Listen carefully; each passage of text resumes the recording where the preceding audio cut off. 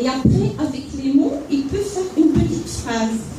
Donc maintenant, en grande section, on arrive à faire une petite phrase comme « Pépito a une petite tête, papa est parti ».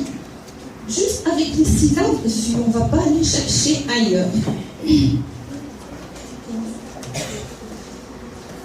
Ensuite, après la prélecture, on a des activités graphiques.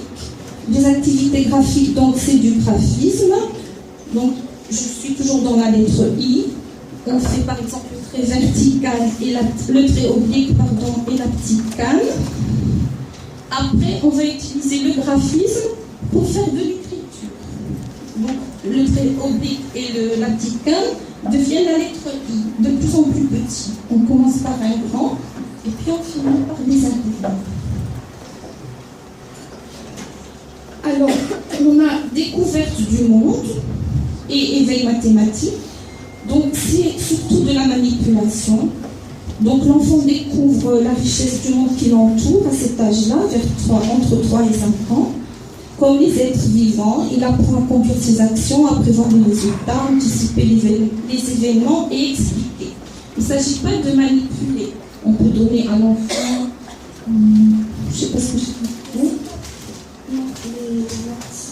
1, 2, 3, 4, 5. Et j'associe avec le chiffre 5. J'associe, donc le chiffre c'est comme ça. Il associe avec le chiffre 5. Et il doit expliquer à la maîtresse pourquoi tu as mis tel chiffre. Par exemple, je lui donne ça et il me met le chiffre 2. Est-ce que tu crois que c'est juste? Et l'enfant recommence à compter. 1, 2, 3, 4, 5. Ah non, c'est pas juste parce qu'il y a 5 et moi j'ai mis le chiffre 2. Donc toutes les actions de manipulation de l'enfant, elles doivent être verbalisées. Merci. Et bien sûr, à la fin, il y a toujours une trace écrite. Par exemple, pour les mathématiques, on va travailler dans les cahiers d'exercice, dans les manuels du programme. Et pour la découverte du monde, l'enfant va faire une petite expérience, un petit croquis de l'expérience qu'il a fait. Par exemple, on a la fonte de la glace qui se transforme en eau, il va dessiner. On a ça coule, ça flotte, il va dessiner ce qu'il a appris à faire. Voilà, donc on a aussi de l'éveil musical. Donc l'éveil musical, il ne s'agit pas de mettre une chanson à l'enfant, il va l'apprendre par cœur, bêtement. L'enfant doit comprendre ce qu'il entend. Donc l'éveil musical participe à la fois à des activités corporelles et du langage. Elle apporte à l'enfant des moyens de communication et d'expression. Les activités musicales visent à constituer la voix et l'écoute. Parce qu'un petit enfant aussi ne connaît pas la possibilité de ce qu'il peut faire avec sa voix. C'est vrai, il parle, mais il n'en est pas conscient. Donc on lui montre quelquefois, il peut monter haut avec sa voix, il peut descendre, il peut faire d'autres sons, des sons bizarres, dire la la la, ou je ne sais, des choses comme ça. Donc, et c'est aussi un instrument d'intelligence sensible.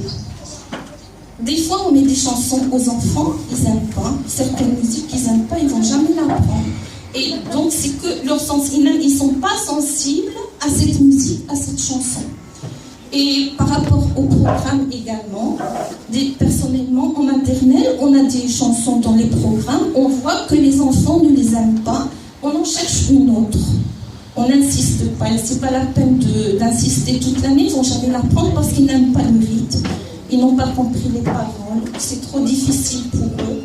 Donc nous, les éducatrices, c'est à nous de chercher quelque chose qui convient à nos élèves. Donc, et une belle chanson, une chanson qui leur plaît, ils vont tout de suite l'apprendre. Des fois, en 2-3 jours, ils apprennent une chanson parce que le rythme leur a plu. Donc c'est la sensibilité de l'enfant qui se développe.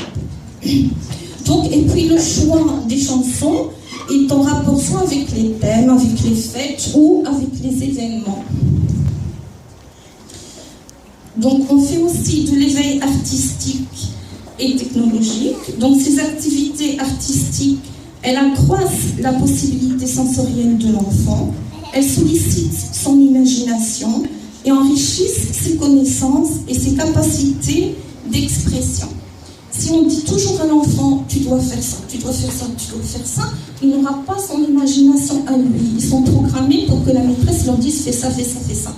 Donc, dans les activités artistiques, on laisse libre possibilité à l'enfant. Quelquefois, on lui dit quelle couleur tu veux mettre, quel papier tu veux utiliser, du blanc, du jaune, du rouge, tu choisis toi-même. Donc l'enfant développe